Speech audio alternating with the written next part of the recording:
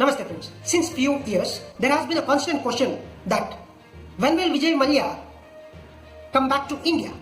When will government make all the arrangements for the extradition of Vijay Mallya from UK to India? What will happen to the 10,000 crores of loans taken by Vijay Mallya from the Indian banks, consortium of various banks led by SBI? And what will happen to the charges put before the courts with respect to economic offences conducted by Vijay Mallya? All these questions let's discuss now. This is Shreyanka S. Ranade. Welcome you all for the discussion. Basically, Vijay Mallya is known as the corporate tycoon. Few years back, he was considered one of the liquor baron of India. He had profounded and established wonderful and finest, vibrant, airline services called Kingfishers.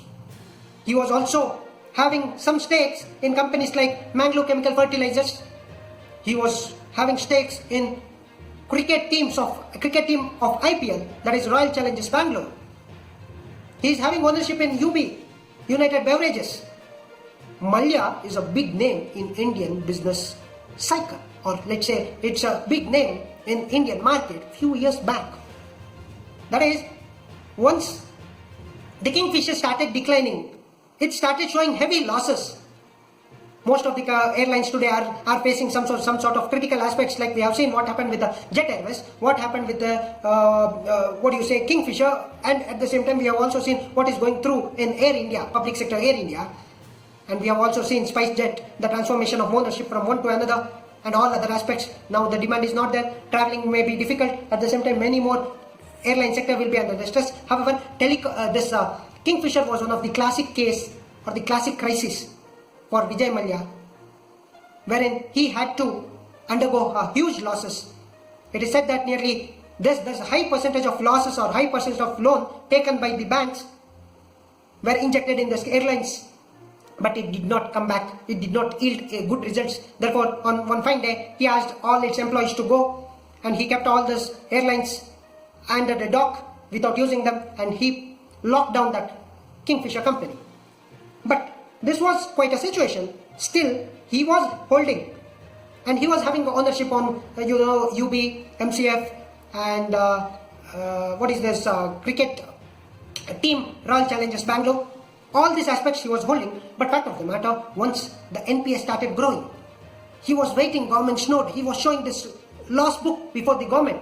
He was seeking, pleading that, like most of the corporate entities do, that government to lay off, not lay off, at least put some lump sum of a package so that that corporate entity can revive. At the same time, that government can help in repaying of loan. That is what he was looking for. But somehow the time was changing, things were changing, and there was a huge cry and huge demand from within India to trial most of the economic offences, and at the same time there was a demand for bringing back the black money. This was a time when Mallya started seeing the things are not as he has planned, and all the economic government got changed. Economic agencies started framing charges against Vijay Mallya. So he found that is the right time for him to escape from India to UK. He was successfully able to reach out to UK, and he settled in UK. Since 5 years he is staying in UK. There are two technicalities. In the first phase, government should have issued him the red corner Interpol notice so that he could have not escaped in the first place. And even in the second instance, when he came to India for a day or so and went to the Rajya Sabha, because he is the member of Rajya Sabha, put the signature, and again he went back, flew back to UK without coming to the notice of any of the agencies. Neither airport nor any checkpost did stop him. That means there was no still that red corner notice issued against him. It was only the blue corner notice. Now the things got changed. Red corner notice was issued against him. At the same time, another technicality, that is, UK has a specific and special law which says when the person entered our land, that is the UK, when he was having a valid passport, then that is it. After his entry, if that native country tries to seal down or tries to cancel his passport, it is not going to affect UK's laws. That is what it happened. Therefore, Vijay Mallya was able to escape from the catch hold of Indian enforcing agencies. Therefore, he was seeking his stay in UK, and then it became a legal proceeding. Initially, through diplomacy, India tried. With the help of Interpol agencies, India tried, but law of the land for that UK was totally different than the law of the land which is in India. Therefore, it was the only possible mean was that legal process. Hence, Vijay Mallya went to local court seeking for the relief. Local court did not give him the relief. Few months ago, local court said that prima facie it shows that there has been an offence committed by Vijay Mallya and he has to repay some dues. Then he went to the higher court, like in case of India we have the lower court, high court, Supreme Court, like that only. He went to the high court. Recently, a judgment came out in favor of India saying that there should not be any blockade for the extradition. Prima facie it shows that economic offence has been conducted by Vijay Mallya, therefore it becomes necessary or it is quite viable for extradition of Vijay Mallya to India. Now, Vijay Mallya has 2 or 3 options, or at the max he can delay by few days, but he cannot stop his extradition to India. Therefore, the lining has been very much silver, and it is showing quite a picture that within few months, or say by the end of 2020, if everything goes well, Vijay Mallya will be in India. See, once the High Court has stayed or given the order in favor of India's agencies, now it becomes, or he is left with 14 days of time for the appeal. He has to appeal before Secretary of State, Home Department. Preeti Patel heads that department as of now. And if she decides that there has been a discrepancy in the judgments given by the High Court or in the lower courts, then she can seek for another legal trial or another legal opinion, or she can say that another set of request by Vijay Mallya can be approved. But if that does not follow, most probably it will not follow. In that case, it is quite certain that Preeti Patel in the first instance itself, she is going to give yes for the extradition of Vijay Mallya to India. So this is one step. That means India in a way succeeded in bringing back Vijay Mallya. All the enforcing agencies like Enforcement Directorate with respect to money laundering, CBI with respect to financial fraud, financial crime, etc., and all other law enforcing agencies who tried to have communicated, that is the CBI which communicated with UK, at the same time at the diplomatic level and also at the level of government to government. Every time Vijay Mallya issue came up, and now the time has ripened, all the legal avenues has been closed. Now the time is very much ripe that Vijay Mallya will be soon back to India, or he will be soon extradited to India. Now certain questions will rise. First, now time and again he is saying that I am ready to give out all my 10,000 crores of loans to banks. Now he is crying foul that he has become some sort of victim. Some media are sensitizing it. He wants some relief from the government of India. Initially government also said all these things, but he did not agree to that. He showed some sort of arrogance in the first place. Now, law will take its own course, not the government or not any of the agencies. Therefore, he has to abide by that laws. He has to go through certain rules and procedures. He has to face the inquiries for serious charges of money laundering, financial fraud, share market imbalances, some sort of profiteering. These are the charges framed against Vijay Mallya, and many others are there. At the same time, all the money, all the loans has to be repaid in the first place so that the NPA amount can be reduced. Economic cycle will get a boost. And in the second place, he has to face all the trial. He has to face all the inquiry. Who's who and who are the people behind the scenes, behind this great scam. Everybody has to be brought under the justice or brought under the ambit of law. Then if proven, Vijay Mallya should be punished for whatever the available punishment is there. At the same time, it should also be a lesson for all the fugitive economic offenders who are hiding in some far-land countries, using their own passports and other facilities over there, spending their money. They should be well aware of the fact that if Vijay Mallya can be brought back, so can be Lalit Modi in IPL case, so can be Nirav Modi and Mehul Choksey in Punjab National Bank LOU case, that is letter of understanding case, and all the aspects of money laundering, participatory notes, etc., etc., etc., etc. That government will take action, that agencies will take their own course.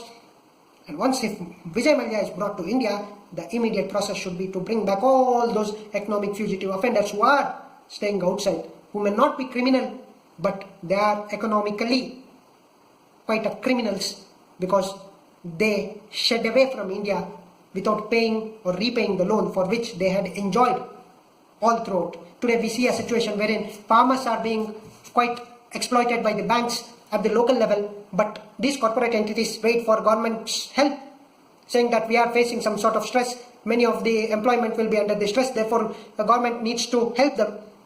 Most of the times government will come out with some bailout package or something like that. Today there has been an insolvency code for the same, so that all that tantrum or all that cycle of loss or debt going or economic fraud can be reduced. Today it will go automatic. If the repayment is not possible for this cycle, then the insolvency code will come into action. They can raise the money from the markets and all other aspects which we have seen. See, banks should then be heartless towards the common man, towards the farmers, towards the primary sectors. At the same time, they should not be too much lenient towards those corporate entities who are creating frauds, who are running from this country without repaying of loans. There must be fixation for these discrepancies. Banking should be heartful, not the heartless bank, as Nirmala Sitharaman said recently, Finance Minister said that some of the banks, I do not want to name them, but some of the banks did not give the loans to farmers or industries in the right time. That is how it was said that those banks are working like heartless banks. That should not be the case. Indian banking system should strive. Indian banking system should reach many heights. At the same time, their motto and motive should be to serve the people. So that sectors which will in a way induce the economic activity in the local and at the national level by generating employment, by creating some sort of infrastructures and boosting the GDP in the long run. These are the activities which are supposed to be done, for which banks have to be very much helpful. We must understand one cycle, that when you have money with the banks, they can lend it to the needy persons, to the corporates, to the persons who are going to invest in the infrastructure projects.